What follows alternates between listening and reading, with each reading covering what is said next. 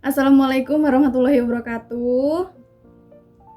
Selamat pagi anak-anak. Bagaimana kabarnya? Baik semua? Sehat? Sehat, alhamdulillah kalau sehat semua. Ibu harap kalian senantiasa selalu sehat dan selalu dilindungi oleh Tuhan Yang Maha Kuasa. Tadi pagi udah sarapan kan?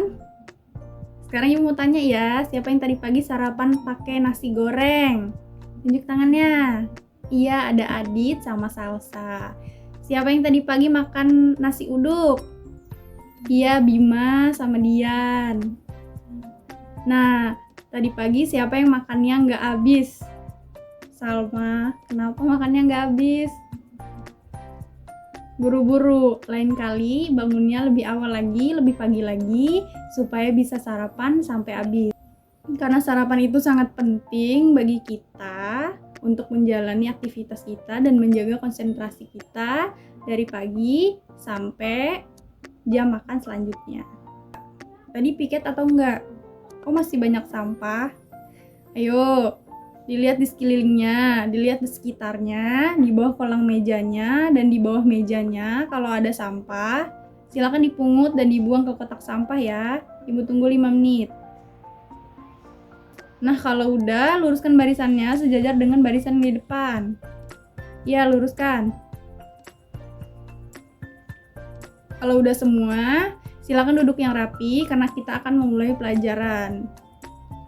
Nah, sebelum memulai pelajaran pada pagi hari ini, ada baiknya kita berdoa menurut agama dan kepercayaan kita masing-masing. Berdoa dimulai. Berdoa selesai. Sekarang ibu minta kalian menyanyikan lagu wajib nasional Garuda Pancasila. Nah, kalau udah, ibu mau cek kehadiran dulu ya. Masuk semua hari ini? Oh, Jihan gak masuk. Kenapa? Kena COVID. Masya Allah. Yuk kita sama-sama berdoa untuk kesembuhan Jihan. Semoga Jihan bisa berkumpul lagi sama kita di kelas ini. Berdoa untuk kesembuhan Jihan dimulai. Berdoa selesai. Nah, anak-anak, di tengah pandemi COVID seperti ini, kita mengurangi aktivitas kita di luar ruangan, di luar rumah kita. Seperti ikut mamanya ke pasar, ikut neneknya belanja, ikut kakeknya, ikut ayahnya keluar, atau ke tempat-tempat yang ramai, sebaiknya hindari. Kalaupun memang harus, jangan lupa memakai masker, mencuci tangan, menjaga jarak, dan hindari kerumunan supaya kita terhindar dari paparan COVID-19. Nah, masuk ke materi pembelajaran kita hari ini, yaitu menuju masyarakat sehat. Temanya masih sama seperti kemarin, tapi kemarin kita membahas tentang cara merawat lingkungan agar sehat, cara merawat lingkungan yang sehat. Nah, ibu mau tanya, ada yang masih ingat bagaimana sih cara menjaga lingkungan kita agar tetap sehat? Ada yang tahu? Silakan tunjuk tangan ya. Iya, Salma. Iya, beri tepuk tangan untuk Salma. Bener banget kata Salma. Cara menjaga lingkungan kita salah satunya itu dengan cara bergotong royong membersihkan lingkungan. Bergotong royong membersihkan selokan. Apalagi di tengah pandemi COVID seperti ini, kita bisa bergotong royong menyemprotkan disinfektan ke sekitar rumah kita. Sekarang ibu mau tanya, apa sih dampak kalau kita tidak menjaga lingkungan sekitar, kalau kita tidak menjaga diri kita, lingkungan kita, pola makan kita, pola hidup kita, apa yang akan terjadi? Iya, timbul penyakit. Bener banget Ardi, tepuk tangan untuk Ardi. Ada yang tahu nggak penyakit yang bisa ditimbulkan dari kelalaian kita dalam menjaga lingkungan, menjaga pola hidup, menjaga pola makan, dan menjaga kebersihan? Silakan tunjuk tangan yang tahu. Iya, Salma. Iya, benar banget Salma. Tepuk tangan untuk Salma. Kita bisa kena DBD karena banyak air yang menggenang, banyak jentik-jentik nyamuk yang ada di dalam air menggenang itu. Nah, selain itu kita juga bisa kena diare karena kita kotor, jorok, lingkungannya juga jorok. Nah, kalian tahu nggak diare itu disebabkan oleh apa? Diare itu disebabkan oleh adanya paparan virus, bakteri, dan parasit yang terkandung di dalam makanan yang kita makan. Makanya kalau kita makan, sebelum dimakan, makanannya harus bersih. Pastikan makanannya harus bersih. Jangan jajan sembarangan. Ya, mamanya pasti sering bilang, bawa bekal aja, jangan jajan sembarangan. Nah, karena jajan sembarangan itu bisa menyebabkan diare. Nah, gejala diare itu kita akan sering buang air besar dalam bentuk yang cair, dalam bentuk zat cair. Bukan padat, biasanya padat kan? Tapi kalau kita lagi diare itu bentuknya zat cair. Ada yang tahu nggak cara mengobati diare? Iya, Adit.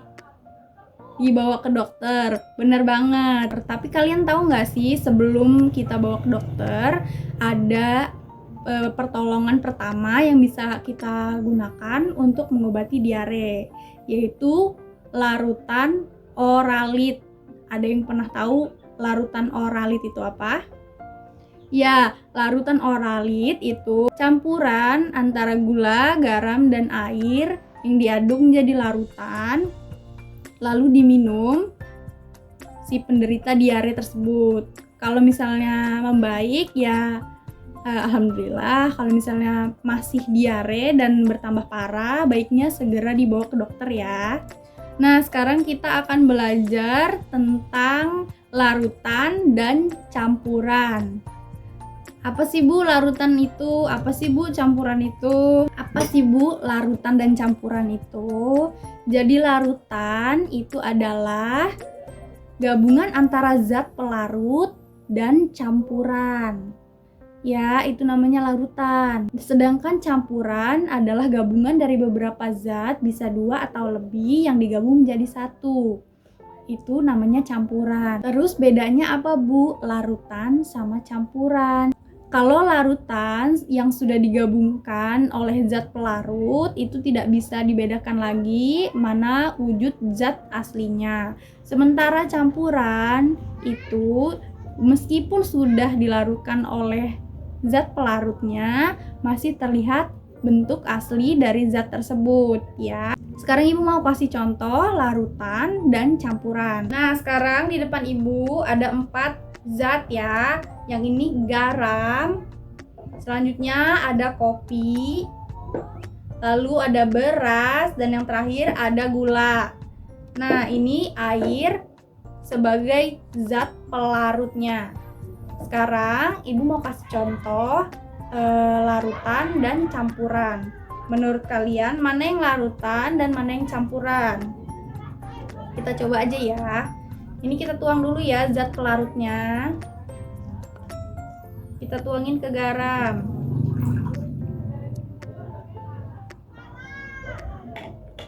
Lalu kita aduk nih. Selanjutnya kita tuangin airnya atau zat pelarutnya ke dalam zat kopi. Nah, lalu kita aduk. Kita masukin zat pelarutnya ke dalam beras. Ini kita lap dulu ya sendoknya. Selanjutnya kita aduk berasnya. Nah, kalau udah kita masukin zat pelarut ke dalam gula. Lalu kita aduk lagi. Nah, ada yang bisa lihat perbedaannya sativa. Ini berwarna, dan yang ini bening. Nah, menurut kalian yang mana yang larutan, yang mana yang campuran? Berdasarkan materi yang udah Ibu sampaikan, yang mana sih yang larutan dan yang campuran? Ya, diskusikan dengan kelompoknya ya. Menurut kalian mana yang larutan dan mana yang campuran? Silakan didiskusikan dengan kelompoknya. Ya, kelompok yang kemarin ya. Silakan perwakilan kelompok yang ingin mengemukakan pendapatnya. Ya, kelompoknya udah pinter-pinter semua. Sekarang Ibu akan jelaskan ya. Nah, jadi untuk larutan garam dan air ini masih bening dan garamnya menyatu dengan air. Selanjutnya, untuk larutan kopi dan air ini berwarna dan terdapat endapan kopi di dalam larutan ini. Nah, masih ada endapannya. Tuh, kopi tidak tercampur dengan air. Beras dan air, ini kita lihat berasnya tidak tercampur dengan air ya. Berasnya tidak menyatu dengan air atau zat pelarutnya.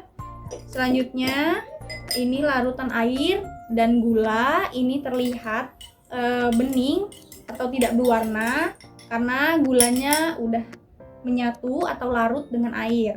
Menurut kelompok 1, 3, 4, dan 5, yang air dan garam dan air dan gula ini merupakan larutan. Ya, benar, jawabannya benar. Untuk kelompok 2, jawabannya kurang tepat, tapi nggak apa-apa, namanya belajar. Selanjutnya, larutan kopi dan air dan larutan beras dan air ini merupakan campuran. Mengapa demikian? Karena garam dan gula, larutan garam dan gula ini menyatu dengan air dan larut dengan air, serta tidak terdapat zat aslinya karena garamnya udah menyatu dan gulanya udah menyatu dengan air.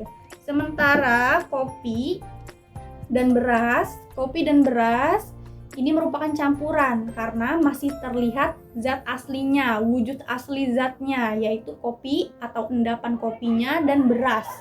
Berasnya masih utuh nih. Zat aslinya masih terlihat, ini merupakan campuran, dan yang zat aslinya sudah tidak terlihat lagi, ini merupakan larutan. Nah, udah paham kan contoh-contoh larutan dan campuran serta cara membedakan larutan dan campuran? Udah paham mengenai perbedaan larutan dan campuran serta contoh-contohnya dan perbedaannya. Sekarang menggunakan kelompok yang sama, Ibu minta kalian untuk membuat larutan oralit. Resep larutan oralit ini bisa kalian lihat di buku siswa kalian masing-masing. Di situ ada. Ya, kalian bisa lihat di situ. Dan sebelum membuat larutan oralit, silakan perhatikan Ibu dengan baik ya. Jangan ribut. Di depan Ibu udah ada garam. Lalu ada gula, ada gelas, dan air. Sekarang garamnya 1/4 ya, kita masukin ke dalam gelas ya. Gulanya 1 sendok, garamnya 1/4 sendok. Masukkan ke dalam gelas. Lalu ini dicampur. Selanjutnya kita beri zat pelarutnya atau airnya sebanyak 1 gelas. Didiamkan sampai air dan garamnya larut. Cara penggunaannya yaitu diminum setelah selesai BAB secara bertahap. Jadi bertahap minumnya ya. Setelah selesai BAB minum, selesai BAB minum lagi oralitnya, bertahap sedikit-sedikit aja. Jika kondisi diare semakin memburuk atau tidak cenderung membaik, silakan hubungi dokter atau langsung ke dokter ya. Kalian coba dengan kelompoknya, dan untuk hasil percobaannya silakan kalian tulis satu kelompok 1. Isinya ada tujuan kegiatan, selanjutnya ada alat dan bahannya, lalu ada cara membuatnya, dan kesimpulannya. Terus ada 4 kriteria ini di dalam laporan kalian. Jika sudah, silakan dipresentasikan ke depan.